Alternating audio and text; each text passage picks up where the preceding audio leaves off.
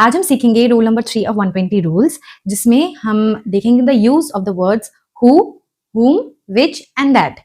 तो सबसे पहले हु और whom को हम यूज करते हैं लोगों के लिए, या फिर कोई डोमेस्टिक डॉग या कोई पेट है जिसका कोई नाम हो, फॉर एग्जाम्पल कोई डॉग का नाम रॉकी, तो उस सेंस में, या फिर लोगों के लिए, जैसे the people who boarded the plane are in a rock band, तो पीपल के लिए हम हु यूज कर रहे हैं। सिमिलरली हुम हम लिख सकते हैं कि the person whom I interviewed gave conflicting evidence, ऐसे हुम और हु का यूज हो गया। फिर विच आता है नॉन लिविंग थिंग्स के लिए या फिर कोई भी एनिमल के लिए। वहां हो गया था डोमेस्टिक एनिमल जिनको हम कोई नाम से बुला रहे हैं, यहाँ पे कोई भी एनिमल हो उसके लिए। स्पेशली विच यूज होता है नॉन लिविंग थिंग के लिए, जैसे for example the bomb which killed 15 people, तो वो द बॉम्ब जो कि नॉन लिविंग थिंग है उसके लिए यूज हो रहा है। फिर आता है दैट में, दैट के लिए ना कोई रेस्ट्रिक्शन नहीं है, उसको आप किसी भी चीज के लिए यूज कर सकते हो, लिविंग नॉन लिविंग थिंग किसी भी चीज के लिए। For example the car that Ram bought, ऐसे द कार के लिए यूज कर रहे हैं।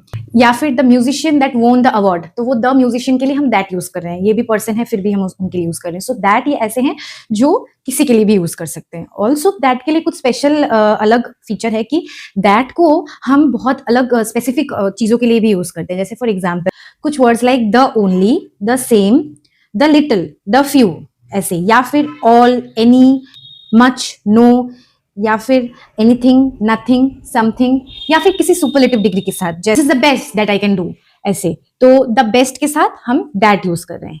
So that is it.